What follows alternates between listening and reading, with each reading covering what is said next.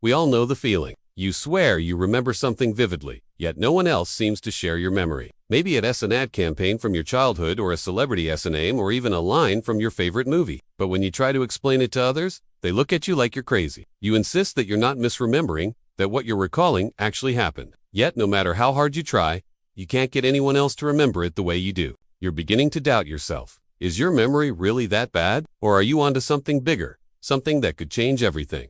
You're experiencing the Mandela Effect. This strange phenomenon has become a staple of internet lore, with thousands of communities dedicated to cataloging and debating its causes. So what exactly is the Mandela Effect? Why does it seem to be happening more often? And is it really evidence that we're living in a simulation? Join me as we delve into the mind-bending world of the Mandela Effect and explore some of the most perplexing glitches in our reality. Let's start with the basics. What is the Mandela Effect? It's a term coined in 2009 by paranormal researcher Fiona Broome. She was trying to describe a collective false memory she shared with thousands of other people regarding Nelson Mandela's death. In her account, Broome vividly recalls learning about Mandela's death while in college during the early 1900s. However, she wasn't alone in this memory. Thousands of people came forward claiming to remember the same thing. Despite the fact that Mandela didn't pass away until 2013, it seemed as though these people had collectively missed a major historical event. But the Mandela Effect doesn't just apply to historical events. It also extends to pop culture, advertising, and even personal experiences. Take, for example, the case of the Berenstain Bears. For many people, including myself, the beloved children's book series was known simply as the Brown-Eyed Bears. Yet no matter how hard I tried, I couldn't find any record of the Brown-Eyed Bears online. After searching for hours, I finally stumbled upon an article explaining that there had never been a children's book series with that name. The series had always been called the Berenstain Bears. My entire childhood had been a blur of misinformation. And then there's the curious case of Darth Vader saying, "Luke, I am your father." While the line has become iconic in popular culture, there's no record of it ever being spoken in the original Star Wars film. Despite this, countless people insist that the line was definitely spoken, leaving many to wonder about the nature of their collective false memory. But why should we care about the Mandela Effect?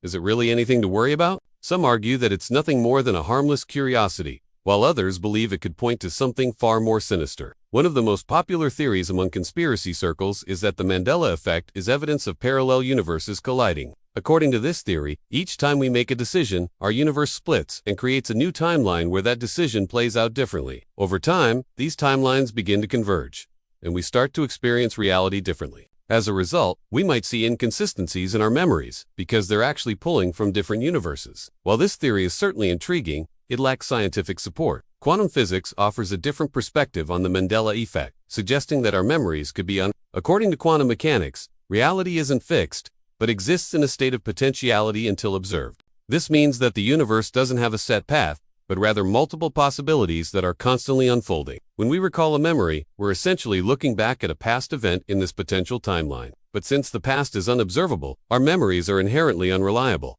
and can be easily altered. This could explain why our memories of certain events differ from official records.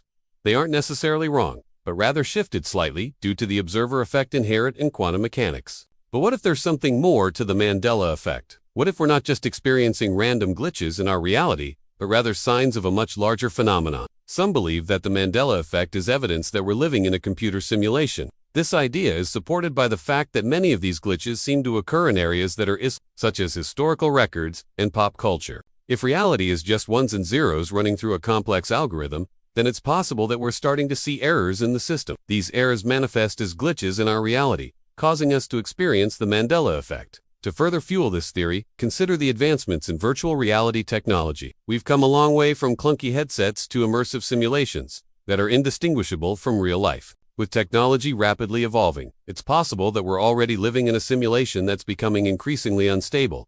But if we are in a simulation, then who's controlling it? And why does it seem like reality is Some believe that the simulation is being manipulated by a higher intelligence, whether it's an advanced AI or a malevolent entity. Others argue that the glitches are simply a byproduct of the simulation's instability.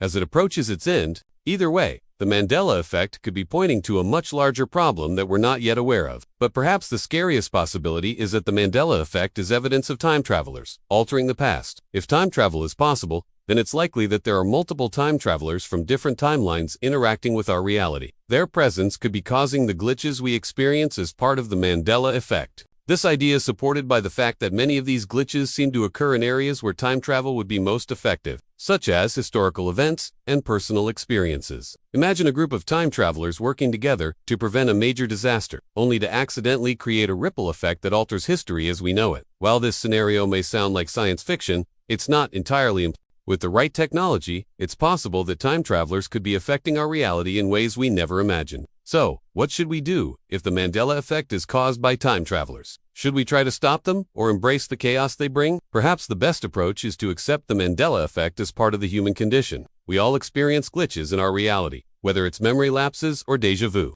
The Mandela effect is just one of these glitches, a reminder that our perception of reality is often unreliable. Rather than searching for a single cause, it is important to embrace the mystery of the Mandela effect and explore the various theories that attempt to explain it. Who knows? You might just discover something that changes everything. Ultimately, the Mandela effect remains a fascinating puzzle that continues to baffle scientists and conspiracy theorists alike. While there's no concrete evidence to support any of these theories, it's important to keep an open mind. We may never know for sure what's causing these glitches in our reality, but that shouldn't stop us from exploring the possibilities. So the next time you experience the Mandela effect, take a moment to appreciate the mystery and wonder of our existence. You never know what you might discover. But now, I want to hear from you. Have you ever experienced the Mandela effect? Do you think we're living in a simulation, or are there other forces at play? Share your thoughts below. And don't forget to subscribe for more thought-provoking content. Thanks for watching.